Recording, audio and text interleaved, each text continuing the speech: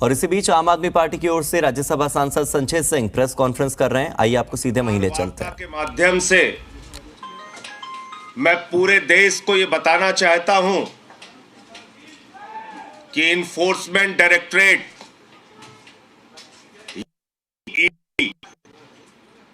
कैसे enforcing dictatorship बन गया है, कैसे तानाशाही पूर्ण रवैया अपनाए हुए है, इसका एक एक करके आपके सामने आज खुलासा करूंगा। ईडी जो देश की सबसे ताकतवर जांच एजेंसी के रूप में आप सबके सामने प्रस्तुत की जाती है,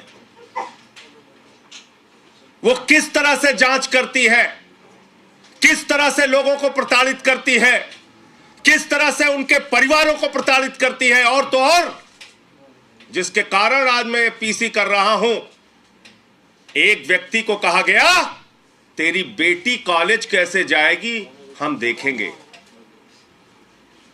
बेटी को धमकी, पत्नी को धमकी, बूढ़े मां बाप को धमकी, मारना पीटना प्रताड़ित करना, और उसके बाद जबरन बयान लेना।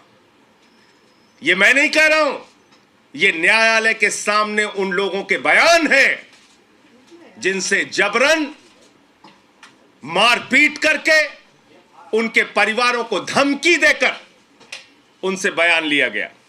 और मैं एक एक करके नाम पढ़ रहा हूं। यह पहला नाम है चंदन रेड्डी का।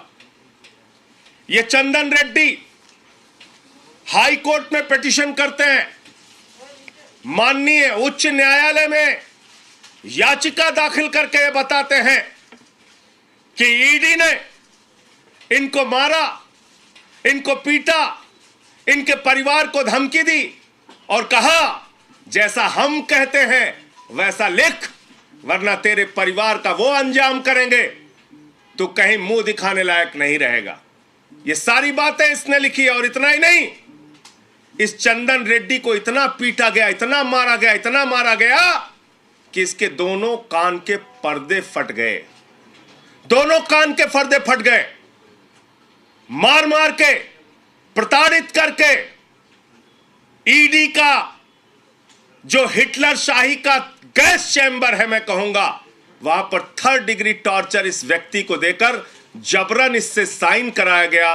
और उसके बाद जब यह व्यक्ति कोर्ट में जाता है तो अपने सारे दुखड़े माननीय न्यायालय के सामने इसने बयान किए।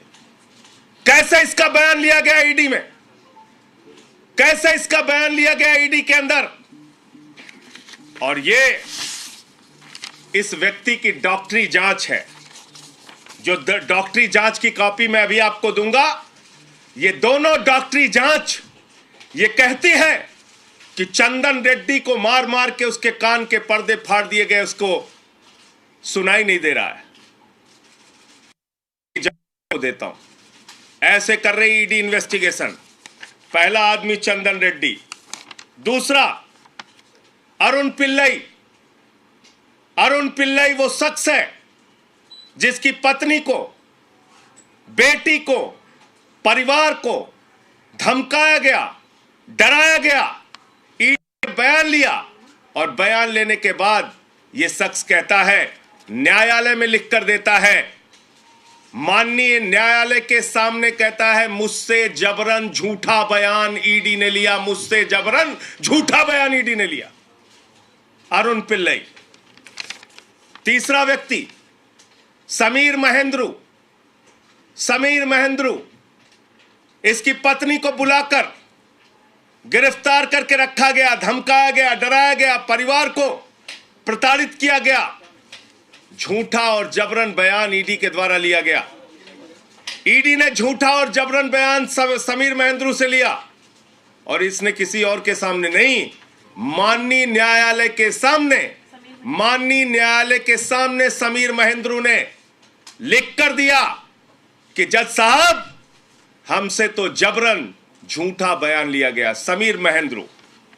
तीसरा नाम चौथा नाम भूषण बेलगावी। भूषण बेलगावी, इस व्यक्ति से भी ईडी ने प्रताड़ित करके झूठा जबरन बयान लिया और इसने किसी और को नहीं, जज साहब को जाके कहा, न्यायाधीश महोदय, माननीय न्यायालय, हमारी रक्षा कीजिए, हमसे ईडी ने झूठा जबरन गलत बयान लिया। पांचवा नाम मनास्वामी प्रभु ने, इससे भी ईडी ने जबरन झूठा जबरदस्ती का बयान लिया और बाद में इसने भी न्यायालय को लिख के दिया, किसी और को नहीं, ध्यान दीजिएगा मेरी बात को, माननीय न्यायालय को लिख कर दिया कि न्यायाधीश महोदय, जज साहब, मुझसे ईडी वालों ने जबरन झूठा जबरदस्ती प्रताड़ित करके बयान लिया। छठवां नाम राघव रेड्डी, ये राघव रेड्डी छठवां नाम। राघव रेड्डी, इसने न्यायालय के सामने जाकर कहा कि न्यायाधीश महोदय, हमको तो दबाव बनाया जा रहा है राजनीतिक नेताओं के नाम लेने के लिए, हम पर दबाव बनाया जा रहा है राजनीतिक नेताओं के नाम लेने के लिए। मैं पूछना चाहता हूं, किसके इशारे पर ईडी काम कर रही है? किसके दबाव पर ईडी काम कर रही है?